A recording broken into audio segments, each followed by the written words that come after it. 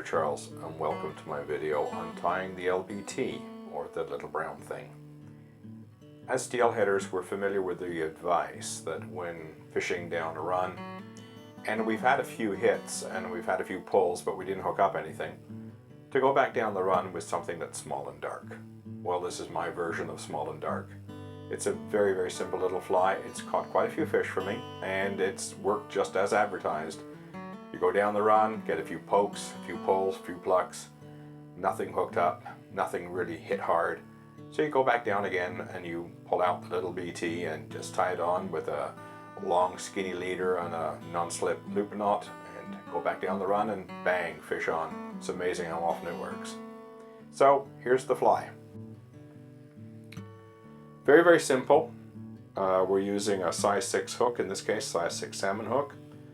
It's tied in a low water style with a small tag, yarn body with a rib, fox squirrel tail, and a hen hackle. About as simple as you can get for a wet fly. And really that's all you want for this, so you don't need anything elegant. It makes a very good first project if somebody wants to start off tying steelhead wet flies. So simple. I mean, anybody who with a bit of tying experience will be able to do it without any difficulty. So let's get started.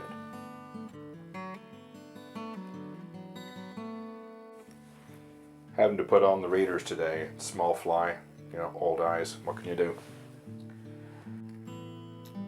My hook today is a Camasan B180 low water salmon single. I either tie this fly in a size 4 or a size 6. Today we're doing it on the size 6. For thread, I'm using a Uni-Thread 8/0 dark brown. You could use a 6/0 on the larger fly. I prefer an 8/0 when you get down to smaller flies like this. The rib today is going to be a Uni-French extra small gold. Again, on the larger fly I'll probably go with smaller gold. And the yarn we'll be using is a Uni yarn regular 2X gold brown. They don't seem to make this much anymore. I'm having trouble finding it, so if you can't find it, just look for dark brown, brown, or what they call bronze. Anything around that range will do the job. Now, since this fly is tied in a low water style, we're going to start off our thread about 1/8 of an inch or so before the point of the hook. We're going to tie on our rib,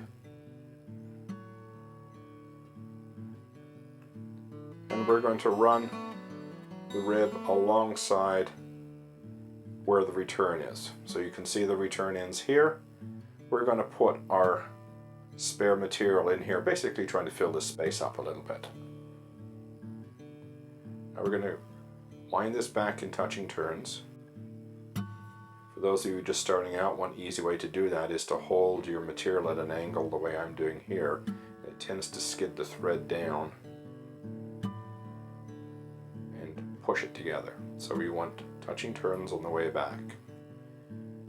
The reason why we do that is we want a nice smooth base in here for when we're laying down our tag.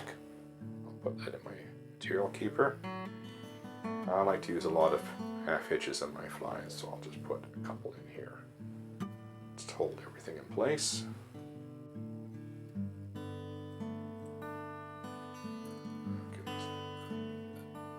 Now we'll make one turn off the thread and then we'll come in, and in touching turns we'll work our way back.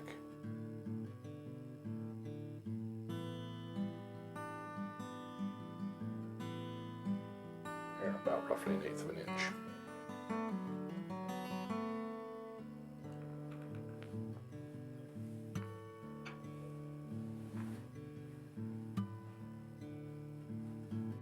This next step, I'm just going to bring my thread forward to the return. I'll pull my material off to the side here. Then I'm going to bring my rib back and wind it back. I'm doing this in preparation for the yarn. I'll just put it back in my material keeper.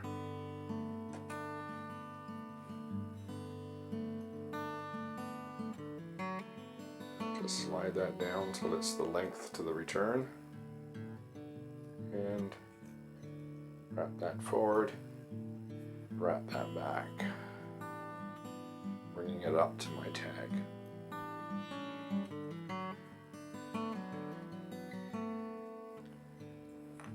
And a couple of half hitches.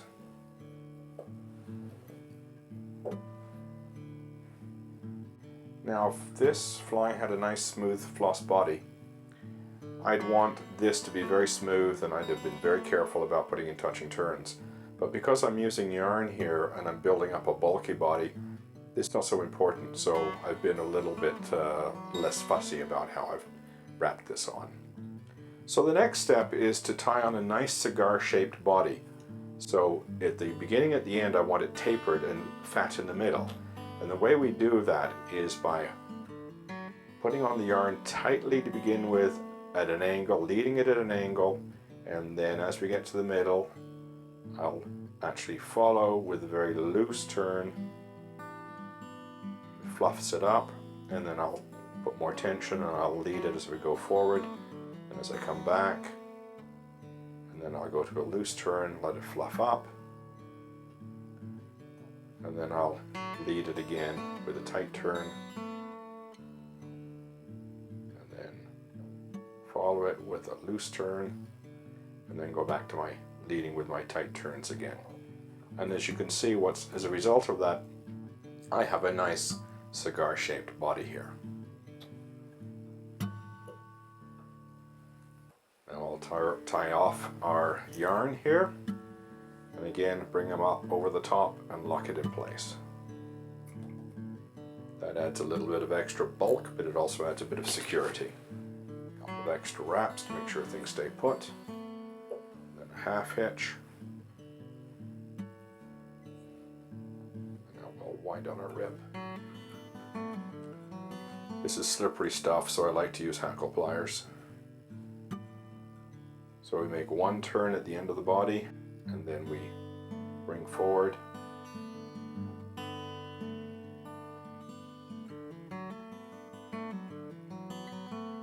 Then we get to the end, we put in an extra turn.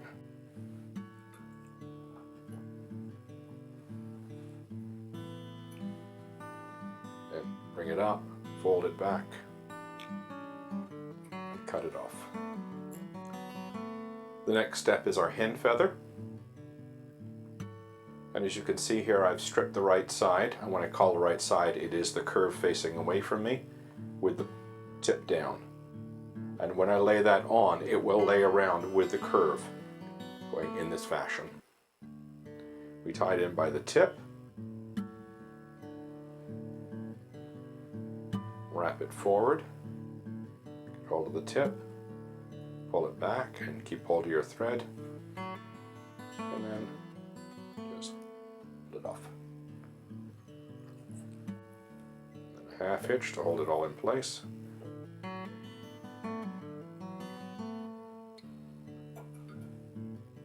Again, I like using my hackle pliers for this.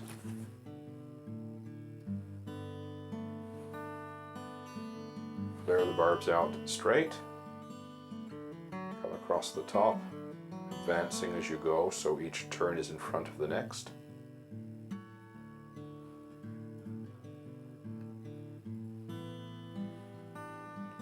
Wind forward, fold over, wind back, and then just pop off.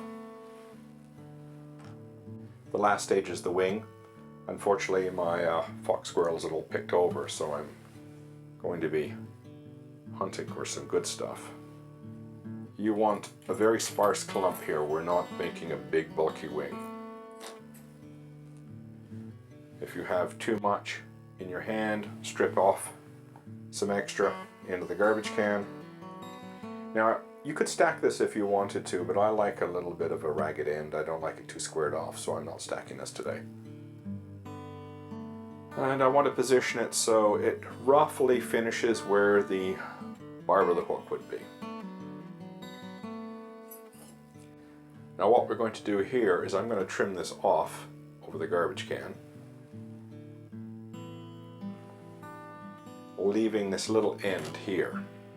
Bring my thread to the back, and then I'm going to pull my thread through the squirrel tail and then wrap on. And what that little first step does is lock your squirrel into place. So I put one wrap through the squirrel tail and then went over it afterwards. And then all we have left to do is wet finish.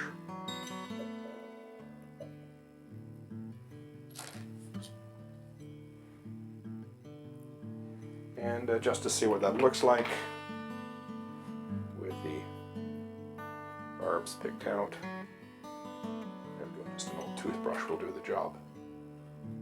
Very, very simple tie. If you're a little nervous about the squirrel tail pulling out, use a water-based head cement and dab some right in the base of the feathers. That way we get around that problem. Anyway, remember the old adage of using something dark and small when you have to follow down a run after getting a few plucks and pulls and no hookups, which happens to us all no matter how experienced we are. So if you need something dark and small, here it is, the LBT. Enjoy.